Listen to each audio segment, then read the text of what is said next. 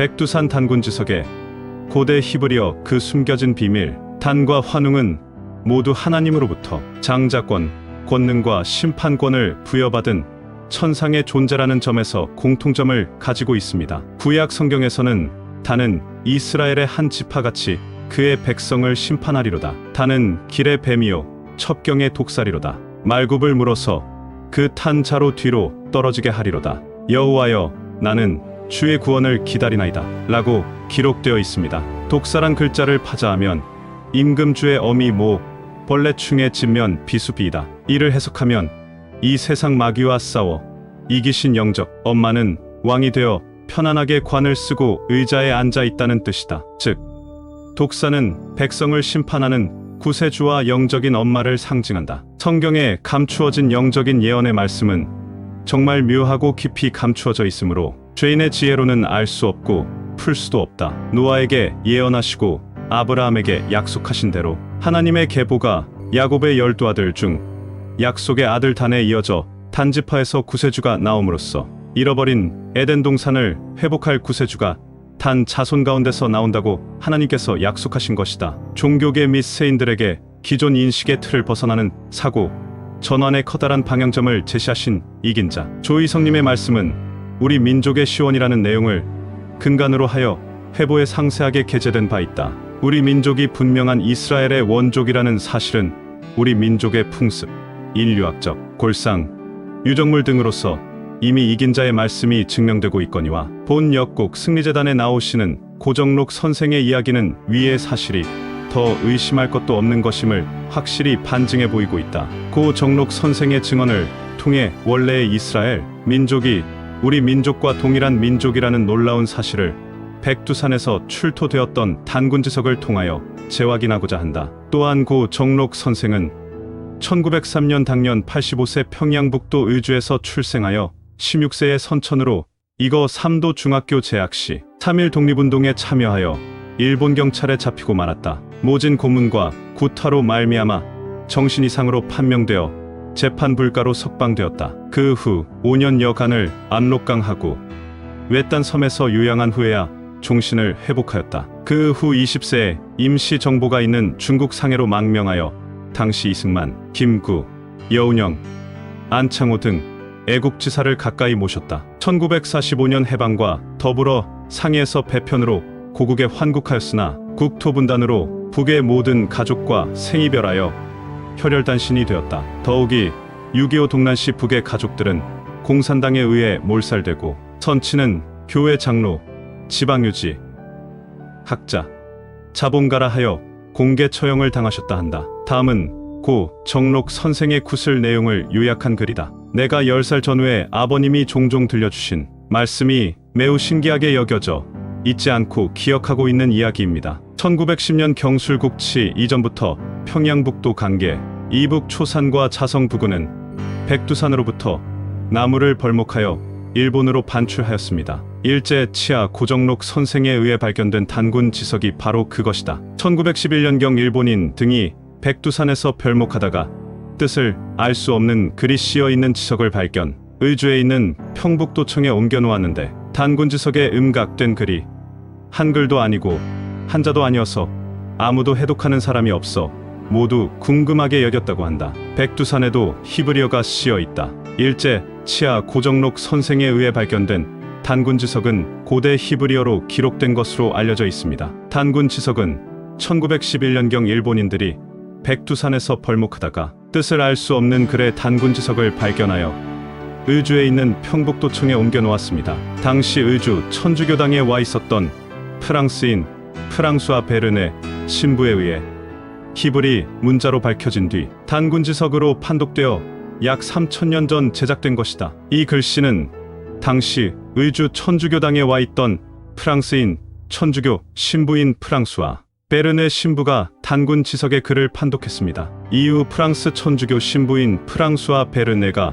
이 글을 해독했는데 그는 이것이 히브리어로 된 단군의 건국을 기록한 것임을 밝혔다. 당시 단군 지석 탁보는 한국의 고대 유물 중 하나로 단군 관련된 유물입니다. 이 유물은 현재 프랑스 국립 김해 동양박물관에 소장되어 있습니다. 단군지석 탁본은 1866년 프랑스 선교사 베르네 주교가 중국 산동성에서 발견한 단군 지석의 원문을 베낀 것입니다. 단군 지석의 원문은 현재 소실되었지만 베르네 주교의 탁본을 통해 단군 지석의 내용을 확인할 수 있습니다. 베르네 신부의 해석에 따르면 단군 지석은 다음과 같은 내용을 담고 있습니다. אני דן בין השמיים, ותחת פיקוד השמיים הקמתי את ג'וסאון כבירה בהר בקדו.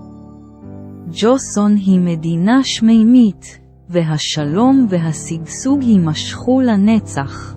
한국어로 번역하면 다음과 같습니다. 나는 하늘의 아들 다니요.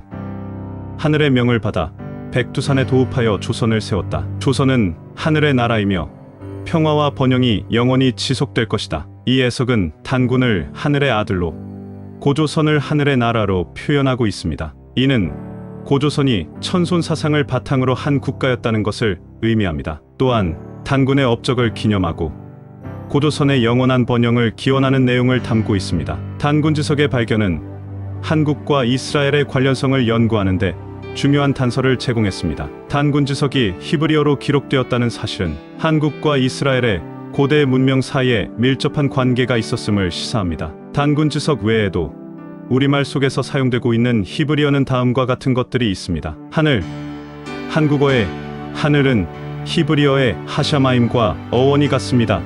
땅, 한국어의 땅은 히브리어의 에레츠와 어원이 같습니다. 사람, 한국어의 사람은 히브리어의 아담과 어원이 같습니다. 하나님, 한국어의 하나님은 히브리어의 엘로임과 어원이 같습니다. 벼락과 바락. 그런데 요즘에도 시골에 가면 혼이 들을 수 있는 말로 상북도 영주에 가면 어머니들은 딸들을 향하여 흔히 들을 수 있는 말로는 베라먹을 년이 있는데 벼락을 먹을 년이며 벼락을 맞아서 죽을 년의 속어이다. 사실은 복을 받는다는 의미가 있는 아이러니의 속언이다. 기본형 바락 번개, 번쩍이는 칼을 가진 이 벼락은 번개 베라킴, 벼락으로 해석되어졌다. 성경은 우박바락, 우박으로도 해석되어졌다. 아빠와 아바, 성경에서 아버지는 아브, 아버지이고 아바라고 부른다. 한국에서는 친근감 있게 아버지를 부를 때 아빠라 한다. 하나님을 아바라고 부르셨다. 오늘날 유행하고 있는 아빠라는 한국인들의 호칭은 심지어 아내도 남편을 향하여 아빠라고 부른다. 그리고 한국에서는 자기의 아들, 딸들을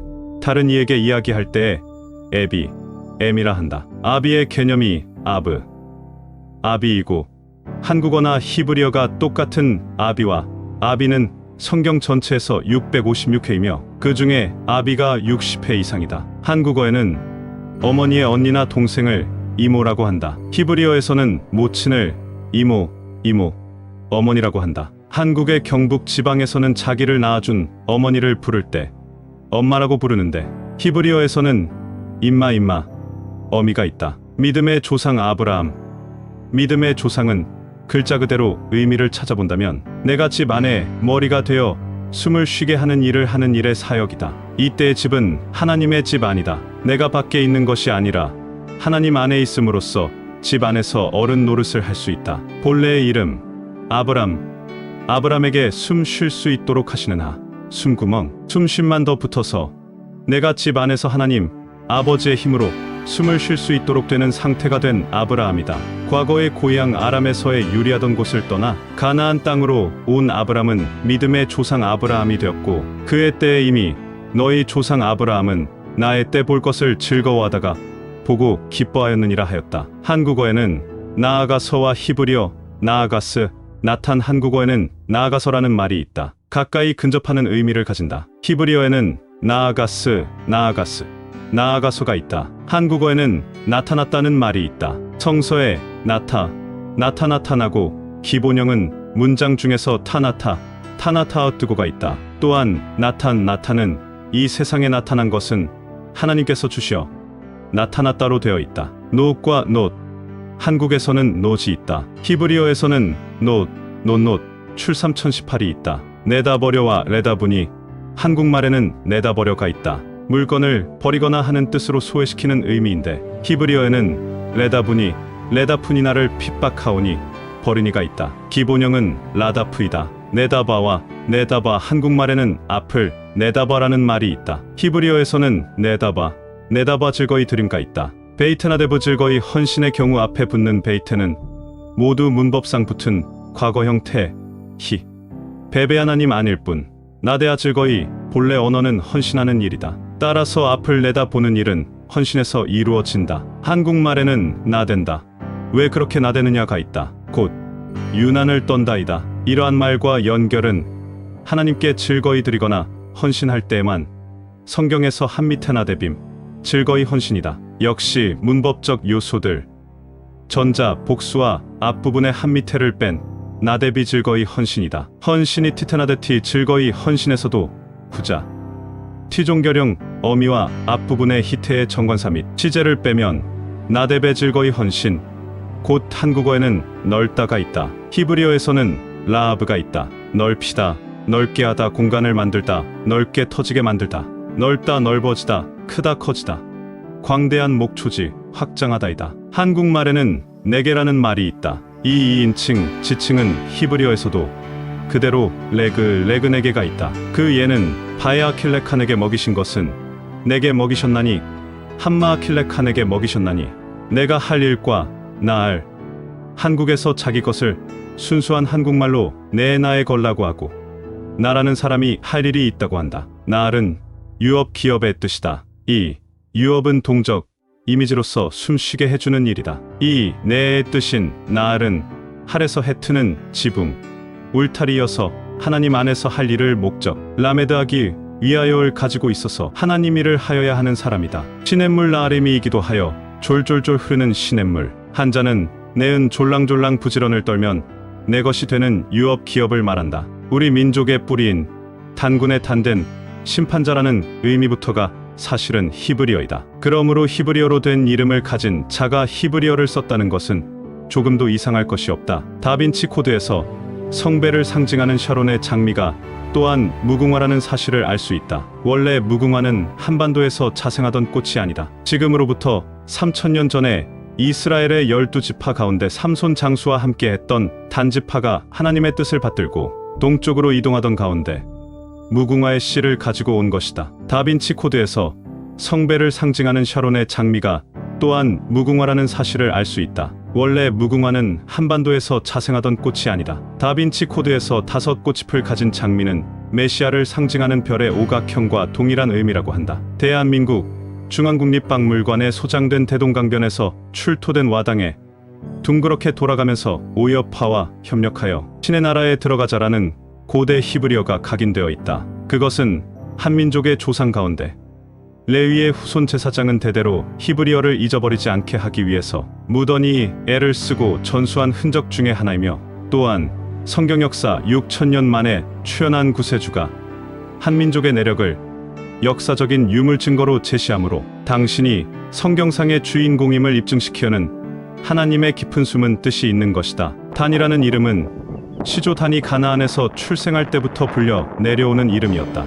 이렇게 보면 성경을 떠나서 우리 민족의 뿌리를 찾을 수 없는 것은 한 민족이 단지 파후손이기 때문이다. 환웅이 만일 천계에서 왔다며 단군 역시 신화적인 인물이 될 수밖에 없는 것이다. 단기년대가 성경의 년대와 많은 차이가 난다. 단기년 대가 성경의 년대와 많은 차이가 난다. 환웅년 대오 1900년은 인류의 시조 아담의 초기 연대와 같은 시대가 되는데, 이는 이치에 맞지 않고 세계의 역사학자들이 우리의 고서연서 연대를 부정하거나 인정하지 않는다. 우리나라 역사서를 기록한 시대는 고려조 마렵부터 조선조 중엽까지가 대부분인데, 고려시대 이련스님과 김부식이 어느 시대 문헌을 보고 삼국유사와 삼국사기를 기술했는지 확실히 모르지만 아득한 옛날 단군에 관한 문헌이 있을 수 없으니 전설을 문서로 기록한 것일 뿐이다. 이렇게 보면 단군교를 비롯 민족 종교들이 국조 단군을 국신으로 숭배하면서